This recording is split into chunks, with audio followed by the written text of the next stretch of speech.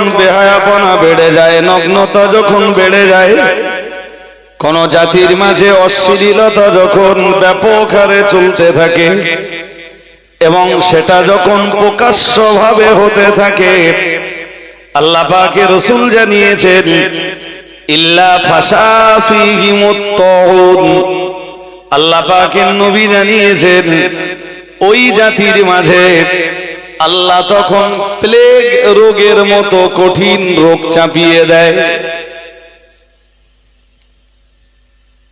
বলুন নাউজুবিল্লাহ।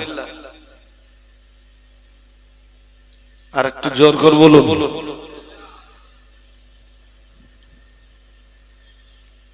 শুনুন, আমার ওয়াজ শুনলে এই যা একটু অর্ধেক দুর্বলতা আছে কেটে যাবে, তবে সতেজ সজাগ হওয়ার একটা মানসিকতা আপনাদের নিতে হবে।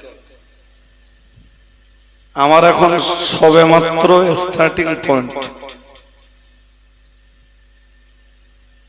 আর আমার সব মজলিসে শুরু খুব ধীর গতিতে, আস্তে আস্তে আস্তে আস্তে বুঝতে বুঝতে বুঝতে বুঝতে আমরা একটা জায়গাতে পৌঁছব। তার জন্য দরকার সময় এবং ধৈর্য। ধৈর্য না থাকলে আপনি কিচ্ছু বুঝবেন না। শুধু অতটুকুই বুঝেছেন যে সমাজে নোংরামি বৃদ্ধি পেলে, নগ্নতা বৃদ্ধি পেলে, অশ্লীলতার পরিমাণ বাড়লে, বা এইটাকেই ঘুরিয়ে বলা যায় জেনা ব্যভিচারের পরিমাণ যখন বাড়বে এবং তা যখন প্রকাশ্য চলতে থাকবে, তখন কি হবে? ইল্লা ফাশা ফীহিমুত তাউন, ব্যাপকভাবে মানুষ যখন জেনায় লিপ্ত হবে এবং যখন এই জেনা ব্যভিচার অনাচার প্রকাশ্যভাবে চলতে থাকবে, আল্লাহ পাকের রাসূল জানিয়েছেন আল্লাহ তখন প্লেগ রোগের মতো মারাত্মক রোগ সেই জাতির উপরে চাপিয়ে দেবেন। বলুন নাউজুবিল্লাহ। আর একটু জোর করে বলেন।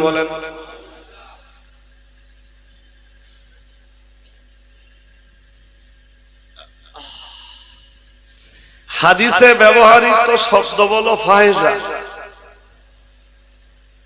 আর আমি ওই ফাহেসা শব্দের অনেকগুলো অর্থ বলেছি, জানবেন?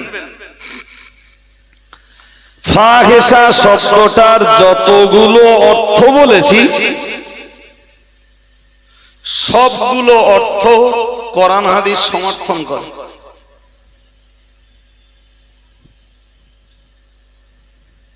প্রথম কথা মনে রাখবেন, মুসলিম কমিউনিটিতে যদি নামাজ না থাকে তো সে কমিউনিটির ভিতরে বা সে সমাজের ভিতরে ফাহেসা কাজ বাড়বেই। আমার কাছে জিজ্ঞেস করুন কেন, তার সহজ উত্তর আল্লাহ পাকের কোরআন জানিয়েছে ওয়াকিমিস সালাতা, 21 পারার প্রথম পৃষ্ঠার প্রথম লাইনেই আল্লাহ জানিয়েছেন ওয়াকিমিস সালাতা, ও বান্দা তুমি সালাত প্রতিষ্ঠা করো, ইন্নাস সালাতা তানহা আনিল ফাহশাই ওয়াল মুনকার। মহান আল্লাহ জানিয়েছেন কারণ নামাজ মানুষকে দুই রকম অপরাধ থেকে বিরত রাখে।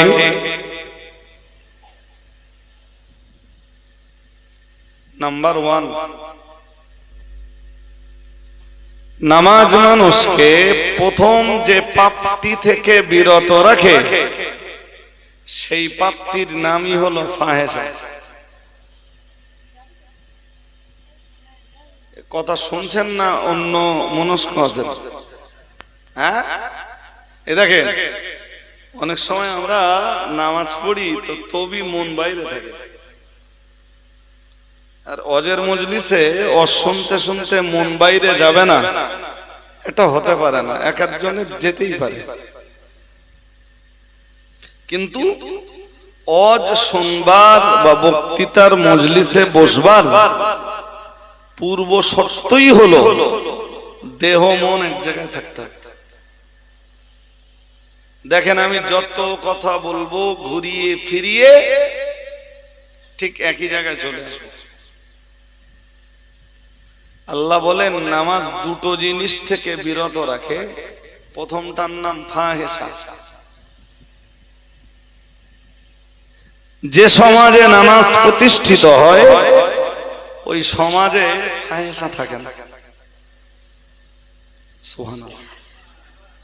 আর একটু মন খুলে বলুন। আর যে সমাজে নামাজ প্রতিষ্ঠিত না হয় ওই সমাজে ফাহেসা বিরাজ করে। আমি বলছি না, কোরআন বলছে। কি বলছে? ইন্নাস সালাতা তানহা আনিল ফাহশাই ওয়াল মুনকার।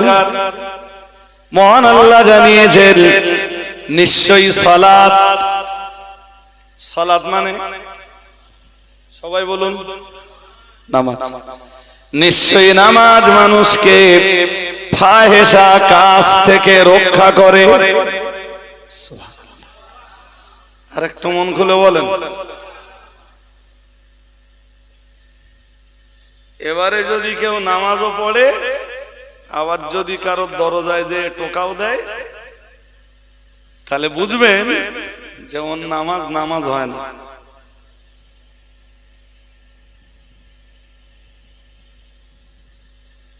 শুনছেন নাকি? কি বলেছি বলুন তো? না, ওর নামাজ নামাজ। ওর নামাজের দুটো ঘাটতির যে কোনো একটা ঘাটতি আছে, হয় বাহ্যিক ঘাটতি নইলে আত্মিক ঘাটতি। কেউ নামাজ পড়ে এরপরেও পর নারী আর পর স্ত্রী নিয়ে ব্রেন ঘামায়। কেউ নামাজ পড়ে এরপরেও জেনা ব্যভিচার করে বেড়ায়। এর মানে ওর নামাজে দুই ঘাটতির যে কোনো এক ঘাটতি আছে। প্রথম ঘাটতির কথা কি বলেছি?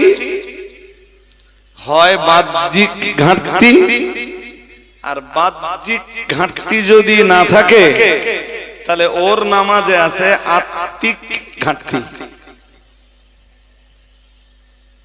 এই কথাগুলো তো আপনারা বোঝেননি, যে বাহ্যিক ঘাটতি আত্মিক ঘাটতি এত বোঝেননি। বুঝেছেন? হ্যাঁ না তাড়াতাড়ি বলতে হবে। বুঝেছেন? আরে বাবা, নামাজ দুই রকম পাপ থেকে বাঁচায়। প্রথমটা হলো নামাজ মানুষকে বাঁচায় নির্লজ্জ কাজ থেকে।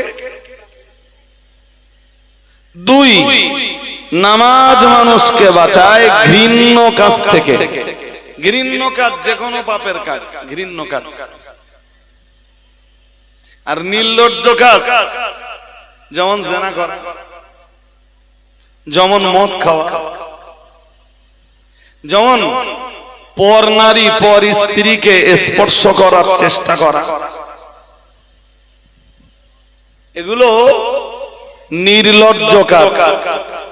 আর ঘৃণ্য কাজ বাকি পৃথিবীতে যত পাপ আছে সব পাপই আল্লাহ আল্লাহর রাসূলের কাছে ঘৃণ্য।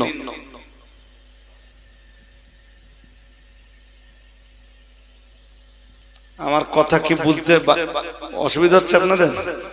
হ্যাঁ, হয়তো বুঝবেন না, আরো সময় লাগবে। বুঝবেন তা সময় লাগবে না। ঘুম পাচ্ছে নাকি? আমার দিকে একটু সবাই চেয়ে বসেন দিন। বাবাজি যারা আছেন আপনারা একটু দুর্বলতার ভাব দেখাচ্ছেন। যারা একটু বয়স বেশি হয়েছে প্লিজ একটু, আমি বুঝতেই পারছি, আমিও তো বসে বসে, আমি কি শুয়েছিলাম নাকি? এই আমার দাওয়াত ছিল সেই ক্যানিং এর কাছে, তো তাদের তো 1.5-2 ঘন্টা ওয়াজ করে আপনাদের কাছে আসছে। জুমার দিনে যে খুতবা হয়, খুতবার শেষে সানি খুতবাতে একটা আয়াত পড়ে দেখবেন, ইন্নাল্লাহা ইয়া'মুরু বিল আদলি ওয়াল ইহসানি ওয়া ইতা'i যিল কুরবা ওয়া ইয়ানহা আনিল ফাহশাই ওয়াল মুনকার। তারপর ওয়াল বাগী ইয়াইদুকুম লাআল্লাকুম, বলেন এই তো বলে। যারা খুতবা মোটামুটি গুরুত্ব দিয়ে শোনে তারা বোঝে যে প্রত্যেক জুমায় এটা পড়া হয়। জানেন এই আয়াতে আল্লাহ 3 জিনিসের আদেশ আর 3 জিনিসের নিষেধ করেছেন। তা আমি আদেশ কি কি সেগুলো বলছি না, নিষেধ কি কি? ওয়ায়ানহা আনিল ফাহশা, মহান আল্লাহ জানিয়েছেন আল্লাহ তোমাদের জন্য নিষেধ করে দিয়েছেন নির্লজ্জ কাজ। নির্লজ্জ কাজ থেকে আল্লাহ তোমাদেরকে দূরে থাকবার নির্দেশ দিয়েছেন।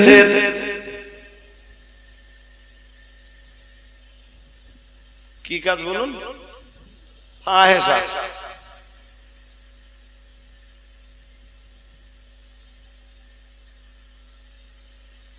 এই যে মেয়েদের শর্ট জামা কাপড় পরা, ও নির্লজ্জতা, ও ফাহেশা। মেয়েদের প্যান্ট শার্ট পরে ঘুরে বেড়ানো, ও নির্লজ্জতা, ও ফাহেশার অন্তর্ভুক্ত। মেয়েদের বেপরদায় ঘুরে বেড়ানো, ও নির্লজ্জতা, ও ফাহেশা। এই জলসা জুলুস কেন্দ্রিক মেয়েদের হুট লাগালাগি, এও নির্লজ্জতা, এটাও ফাহেশা। আমি কি বোঝাতে পারছি আপনাদের নাকি? সব ওর ভিতর ঢুকে যাবে। আল্লাহ কি বললেন? ওয়ায়ানহা আনিল ফাহশা, তিনি নিষেধ করে দিয়েছেন নির্লজ্জতা থেকে, বেহায়াপনা থেকে, নগ্নতা থেকে, অশ্লীলতা থেকে। ওয়ায়ানহা আনিল ফাহশাই ওয়াল মুনকার। 2 নম্বরে মহান আল্লাহ বললেন তিনি নিষেধ করে দিয়েছেন ঘৃণ্য কাজ থেকে। কি কাজ? সবাইকে বলতে হবে নাহলে ঘুমিয়ে পড়বেন। ঘৃণ্য কাজ, ওই নির্লজ্জ কাজগুলো বাদ দিলে আজ যে পাপের কাজগুলো থাকে সবগুলো মুনকার, মানে ঘৃণ্য কাজ। 3 নম্বরে আল্লাহ আর একটা কাজ করতে মানা করলেন। মহান আল্লাহ বললেন ওয়ায়ানহা আনিল ফাহশাই ওয়াল মুনকারি ওয়াল বাগী। মহান আল্লাহ 3 নম্বরে বললেন সীমা লঙ্ঘন। কি লঙ্ঘন? আল্লাহ সীমা টেনে দিয়েছেন। সীমা টেনে দিয়ে বলেছেন তিলকা হুদুদুল্লাহ। আল্লাহ বলেছেন এটা হলো সীমারেখা। এই সীমারেখা লঙ্ঘন করার অধিকার ইমানদারের। আল্লাহ খুব ভালো জানেন যে 3টে নিষেধ করে দিলে আর ওর আগে 3টে আদেশ আছে। পৃথিবীর যত পাপের কাজ আছে সব আল্লাহ 3-এর ভিতরে ঢুকিয়ে দিয়েছেন, আর যত ভালো কাজ আছে সব আল্লাহ 3-এর ভিতরে ঢুকিয়ে দিয়েছেন। দিয়ে সূরা নাহলের 90 নম্বর আয়াতটা দিয়ে আল্লাহ বললেন ইন্নাল্লাহা ইয়া'মুরু বিল আদলি ওয়াল ইহসানি ওয়া ইতা'i যিল কুরবা ওয়া ইয়ানহা আনিল ফাহশাই ওয়াল মুনকার ওয়াল বাগী ইয়া'ইযুকুম লা'আল্লাকুম তাযাক্কারুন। এই 3 আর 3 6টা বিষয়ের আলোচনা করে, যদিও আদেশ কি কি রয়েছে সেগুলো আজ আমি বলবার মতো অবকাশ পাব না। মহান আল্লাহ শেষ বেলায় বললেন ইয়াইদুকুম লাআল্লাকুম তাযাক্কারুন। ও বান্দা বান্দি মনে রাখো 3 কাজের আদেশ দিলাম, 3 কাজের নিষেধ করে দিলাম। পরে আল্লাহ বললেন ইয়াইদুকুম লাআল্লাকুম তাযাক্কারুন। জেনে রাখো আমি আল্লাহ তোমাদের জন্য ওয়াজ করছি, আমি আল্লাহ নিজেই তোমাদের জন্য এই 6টা জিনিসের নসিহত করছি। আরেকটু মন খুলে বলেন তো এই তিন জিনিস দূর হলে সব দূর হয়ে যাবে। সমাজে পাপ বলে খুব বেশি কিছু আর থাকবে না। পাপই একেবারে থাকবে না এটা বলবো না, থাকবে, তবে এই তিন জিনিস দূর হলে আপনি পাপের নমুনা পাবেন কম। কি কি বলুন তো?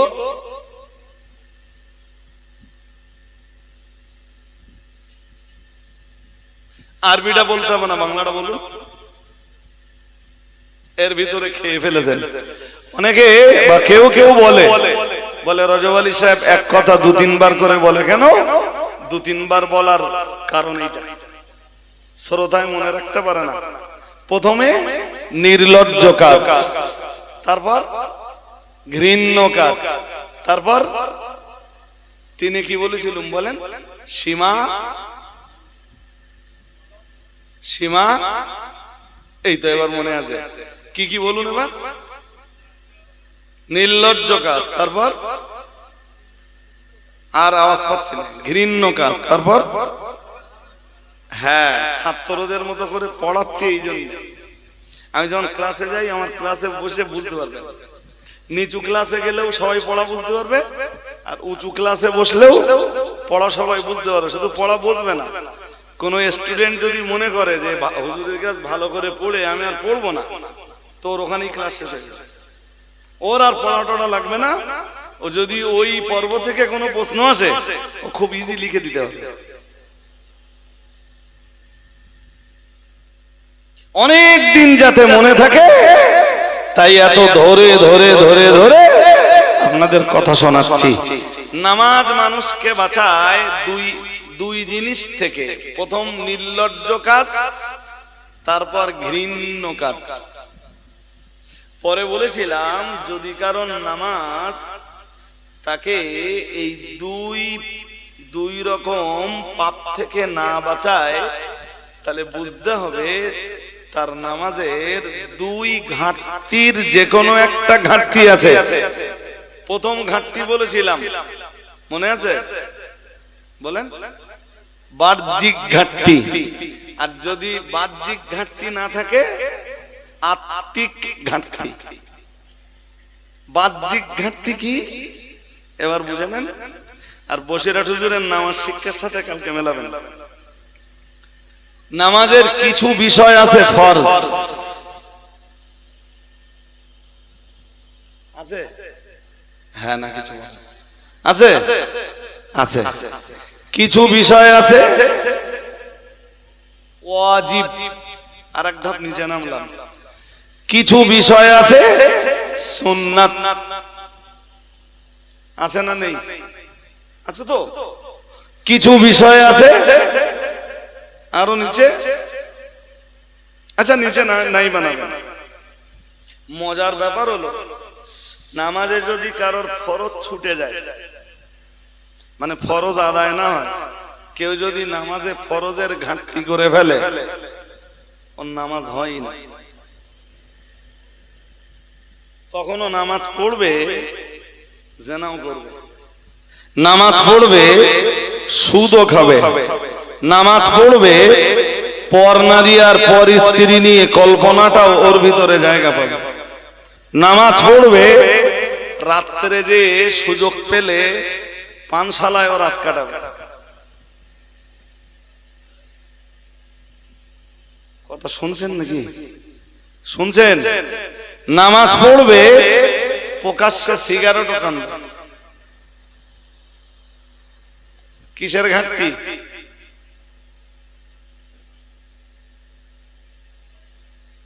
বলুন বলুন। বাহ্যিক ঘাটতি। বাহ্যিক কি ঘাটতি? ফরজের ঘাটতি।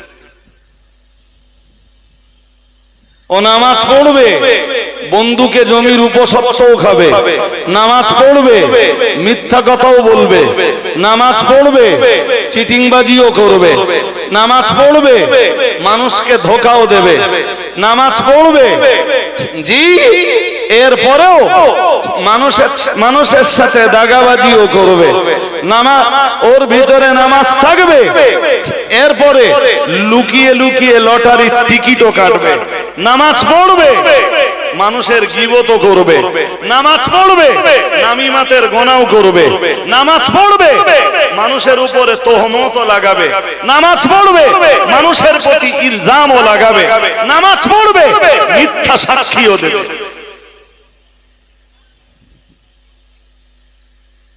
কেউ রুখতে পারবে না যদি বাহ্যিক ঘাটতি থাকে। বাহ্যিক ঘাটতি কি? নামাজের ফরজ আদায় হয়নি, নামাজই হয়নি।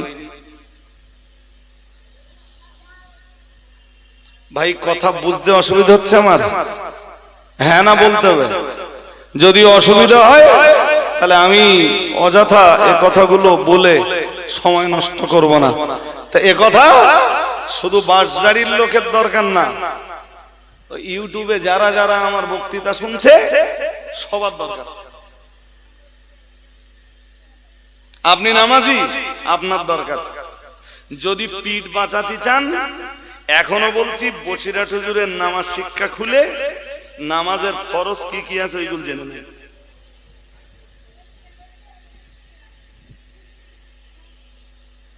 এই তো প্রথম জলসাতে যে কেনি গাড়ির থেকে নেমেই বললাম, আল্লাহ যদি বাঁচতে চাও ভাই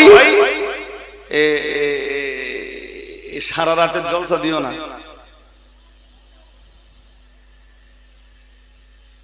যদি বাঁচতে চাও অন্যভাবে গ্রামের মানে ডেভেলপমেন্ট বা ভিলেজ ডেভেলপমেন্ট কিভাবে হবে সে চিন্তা করো।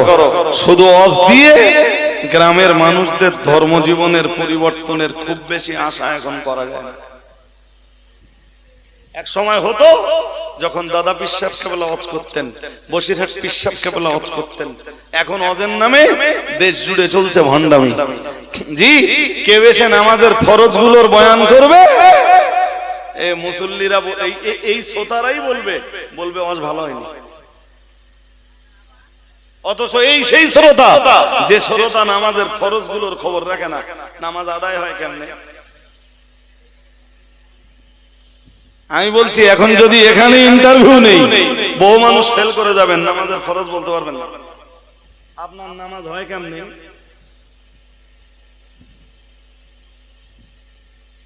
উত্তর দেন। নামাজ হয় কেমনে? যে নামাজের ফরজ গুলো জানে না, তাহলে তার না সে নামাজে ফরজ গুলো না জানলে অ্যাপ্লাই করবে কেমনে? জি, আর ফরজ গুলোর অ্যাপ্লাই হয় না মানে তার তো নামাজই হয়। দুনিয়ার কোন মুফতি আছে ফতোয়া দেবে যে ফরজ ছুটে গেলে নামাজ হয়? অথচ আপনি জানেন না। আমাদের মডেলের বাচ্চাগুলো জিজ্ঞেস করবেন নামাজের ফরজ কি আছে, ওরা বলে দেবে ইনশাআল্লাহ। বলেন কই, একটু জোর করে বললেন না তো। আমরা যা জানি না, বাচ্চা বাচ্চা ছেলে মেয়েরা তাই শিখে গেছে। জি, আমরা এই সবকিছু করবার পরেও, সবকিছু সামলানোর পরেও এই মডেল গুলোর এত গুরুত্ব দিচ্ছি কেন জানেন? আপনি নামাজ পড়ছেন বাট আপনার ভিতরে ইসলাম নেই।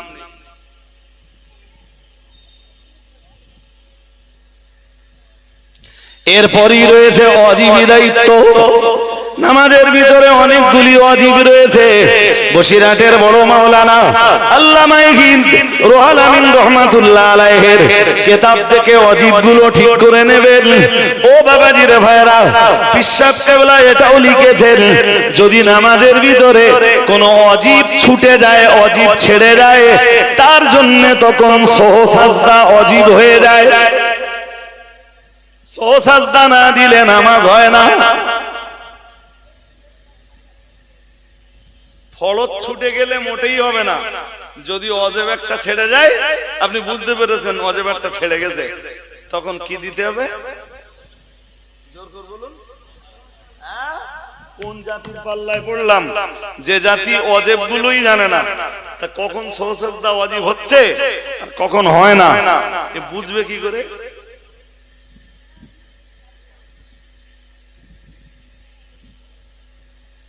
ঘুম পাচ্ছে আপনাদের? হ্যাঁ না বলেন। ঘুম পায়? হ্যাঁ, এতে যদি কষ্ট পান যে আপনি কি ইন্টারভিউ নিচ্ছেন? না গো, আমি ইন্টারভিউ নিচ্ছি না। আপনার বিবেককে জিজ্ঞেস করে দেখেন, আপনি নামাজের ফরজ জানেন কি, ওয়াজিব জানেন কি, সুন্নাত জানেন কি? আপনার বিবেককে জিজ্ঞেস করুন। কি বলেছিলাম বলুন তো? বলেছিলাম যে সমাজে নামাজ নেই সে সমাজে ফাহেসা কাজ থাকবে, আর যে সমাজে নামাজ থাকবে, আরে বাবা সাহাবায়ে কেরামদের আরেকটু বললে বলা যায়, রাসূল করিম আসবার আগে যে সমাজে এত জেনা, এত ব্যভিচার, যে সমাজে মায়ের জাতের ইজ্জতের কোনো মূল্য ছিল না, জি নারী জাতির কোনো সম্মান ছিল না, সেই সমাজে জেনা দূর হলো, ব্যভিচার দূর হলো, নারী জাতির শ্লীলতাহানি দূর হলো, মায়েরা ইজ্জত বুঝে পেল, জি মায়ের জাত সম্মানের আসনে অধিষ্ঠিত হলো। কিসের বিনিময়ে? জি রাসূল করিম সাল্লাল্লাহু আলাইহি ওয়াসাল্লাম সেই সমাজের মাঝে সালাত প্রতিষ্ঠা করেছেন। আর একটু মন খুলে বলুন, সালাত তুলে ধরেছেন, সব দূর হয়ে গেছে। তা আমি কিডা ভুল বললুম যে সমাজে সালাত থাকবে, ওই সমাজে ফাহেসা? বলুন বলুন, না থাকবে না। হ্যাঁ, এবারে নামাজ পড়ার পরেও যদি দেখতেছেন ফাহেসা আছে নামাজের ভিতরে, তাহলে বুঝে ফেলুন বাহ্যিক ভাবে তার নামাজ আদায়, আর বাহ্যিক ভাবে নামাজ আদায় না হওয়ার ব্যাখ্যা ওইটা যেটা আমি আপনাকে দিলাম। দুই, এবার যদি বলেন না হুজুর লোকটা তো বাহ্যিক ভাবে নামাজ ঠিকঠাক আদায় করে, মসলা মসাইল সব জানে, জি ফরজ গুলো জানে, ওয়াজিব গুলো জানে, এরপরে আপনি কি বলবেন? তার জবাব হলো লোকটার নামাজ বাহ্যিক ভাবে ঠিকঠাক আদায় হলেও আত্মিক ভাবে লোকটার নামাজ ঠিকঠাক আদায় আত্মিক ভাবে হয় না। মানে তার ব্যাখ্যা কি? তার ব্যাখ্যা হলো লোকটা নামাজ পড়ে দেহ এক জায়গায় থাকে, মন আর এক জায়গায় থাকে। নামাজ পড়ে ধ্যানটা আল্লাহর দিকে থাকে না, ধ্যানটা নামাজের দিকে থাকে না, ধ্যানটা আল্লাহর রেজামন্দির দিকে থাকে না। নামাজ পড়ে মন থাকে ইট ভাটায়, নামাজ পড়ে মন থাকে মাঠে, নামাজ পড়ে মন থাকে হাটে, নামাজ পড়ে মন থাকে বাজারে আর মার্কেটে, নামাজ পড়ে মন থাকে মসজিদের বাইরে, নামাজের জায়গার বাইরে। এইটা হলো আত্মিক ভাবে নামাজ ঠিকঠাক নামাজ না হওয়া, আত্মিক ভাবে নামাজ ঠিকঠাক না হওয়ার ব্যাখ্যা। আমার কথা আপনি নিতেও পারেন, নাও পারেন, ভালো মনে করতে পারেন, খারাপও মনে করতে পারেন, তবে এটা এভেলেবেল যে নামাজির ভিতরে এই দুই শর্ত পূর্ণভাবে পাওয়া যাবে, মানে বাহ্যিক ভাবে নামাজ ঠিকঠাক হওয়া আর আত্মিক ভাবে নামাজ ঠিকঠাক হওয়া, ওই নামাজি আর মিথ্যা বলবে না। নামাজের ধ্যান কোন দিকে বলুন তো? কথা বলা, নামাজের সময় ধ্যান কোন দিকে লাগবে? আল্লাহর দিকে। কার দিকে? আমি নামাজ পড়ছি কার খুশির জন্য? আল্লাহর খুশির জন্য। তাহলে ধ্যানটা কোন দিকে লাগবে? আল্লাহর দিকে।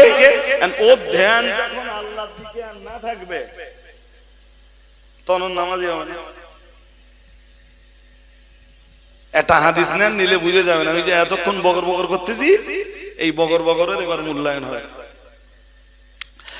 হাদিস শরীফ বিবরণ দিয়েছে প্রিয় নবী মুহাম্মদুর রাসূলুল্লাহ সাল্লাল্লাহু আলাইহি ওয়াসাল্লাম, নবী আমার ওজন্যই জানিয়েছেন, ও আমার সাহাবীরা মনে রাখো, আমি মুহাম্মদুর রাসূলুল্লাহ সাল্লাল্লাহু আলাইহি ওয়াসাল্লাম, আমি আল্লাহ পাকের নবী বলছি, আমি আল্লাহ পাকের রাসূল তোমাদেরকে বলছি, আনতা আবুদাল্লাহ কাআন্নাকা তারাহু ফাইন লাম তাকুন তারাহু ফাইন্নাহু ইয়ারাকা, আও কামা ক্বালা আলাইহিস সালাম মুহাম্মাদুর রাসূলুল্লাহ সাল্লাল্লাহু আলাইহি ওয়াসাল্লাম আমার আল্লাহর নবী জানিয়ে দিয়েছেন, ও আল্লাহর বান্দা বান্দীরা মনে রাখো, নবী আমার জানিয়ে দিয়েছেন, আনতা আবুদাল্লাহ, তুমি যখন আল্লাহর ইবাদতে দাঁড়াবে, তুমি যখন আল্লাহর জন্য নামাজে দাঁড়াবে, কান্নাকা তারাহু, এ আল্লাহর বান্দা সকল, তুমি নামাজে দাঁড়াও এমন ভাবে, আল্লাহর ইবাদতে দাঁড়াও এমন ভাবে যেন তুমি নামাজে দাঁড়িয়ে তোমার আল্লাহকে দেখতে পাচ্ছ।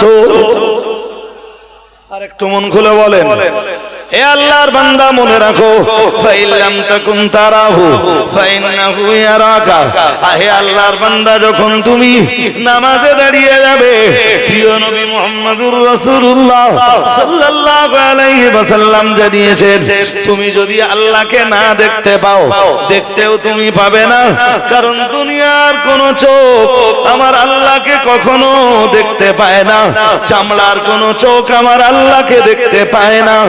ও বাবাজিরা বাবা, নবী আমার জানিয়ে দিয়েছেন, যদি তুমি আল্লাহকে না দেখতে পাও, অন্তত তুমি বিশ্বাসটুকু তোমার নিজের ভিতরে জায়গা দাও, তুমি আল্লাহকে না দেখতে পেলেও নিশ্চয়ই মহান আল্লাহ তোমায় দেখতে পাচ্ছেন।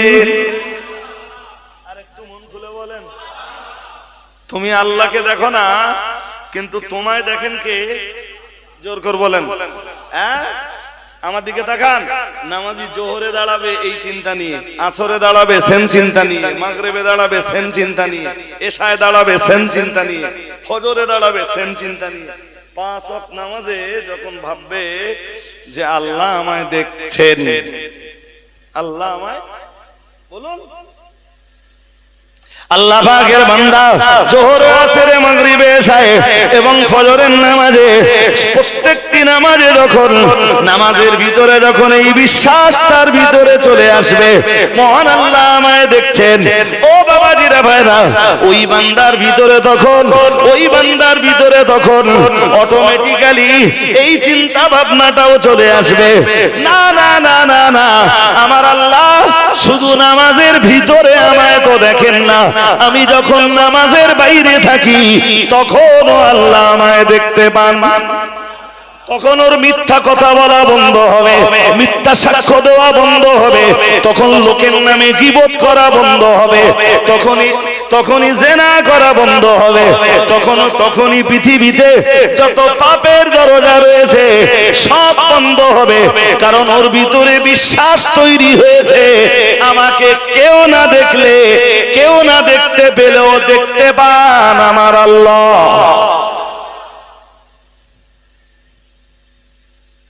আমি কি বোঝাতে পারছি? হ্যাঁ, তাহলে এই কথাটা মুখস্থ করতে করতে পারি যান কি, মুসল্লি নামাজ পড়ার পরেও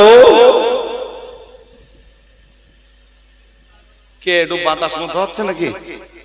হ্যাঁ, একটু ঝেঁকে মেঘে তাকবীরের আওয়াজ দেন দিন, নারায়ে তাকবীর, নারায়ে তাকবীর, সিলসিলায়ে মুজাদ্দিদুজ জামান, অল ইন্ডিয়া সুন্নাত ওয়াল জামাআত, নারায়ে তাকবীর।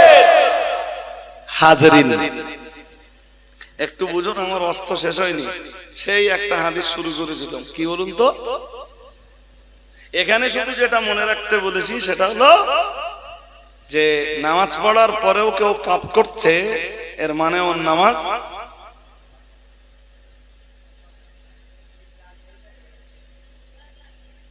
দুই ঘাটতির যে কোনো একটা ঘাটতি,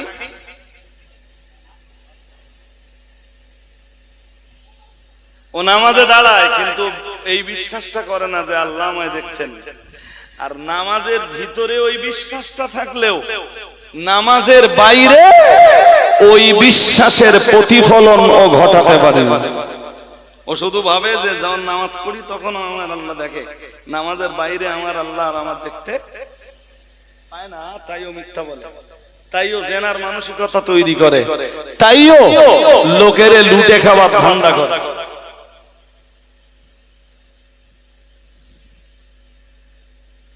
আমি কি বলছি অসুবিধা হচ্ছে বুঝতে?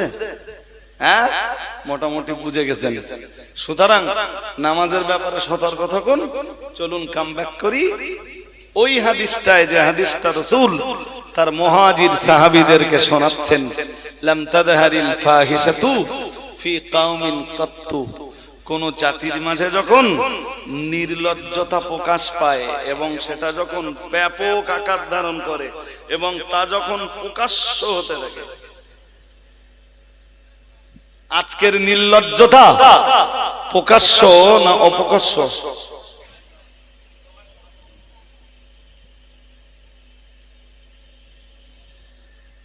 আজকের জেনা ব্যভিচার সব প্রকাশ্য।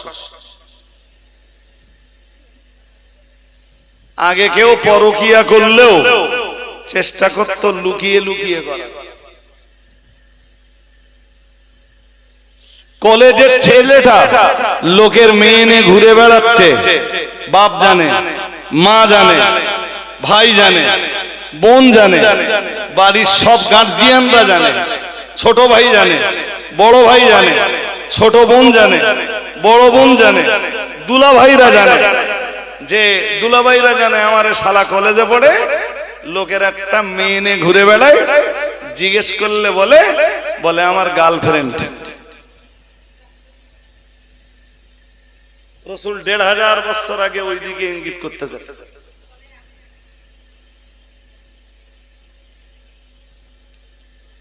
এ তো খুব সহজ হয়ে গেছে ভাই, এসব নির্লজ্জতা এখন খুব সহজ হয়নি। গ্রামে গ্রামে খবর নিয়ে দেখেন নির্লজ্জতা এতই বেড়েছে। ৩ বাচ্চা, ৩ বাচ্চার মা বাচ্চা কাচ্চা সব রেখে একটা যুবক ছেলের হাত ধরে চলে গেল।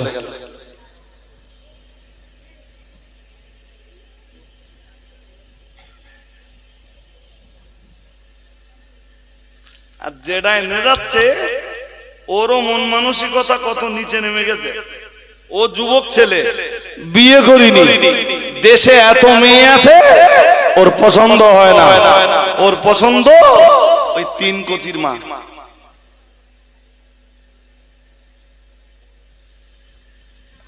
আছে না নেই?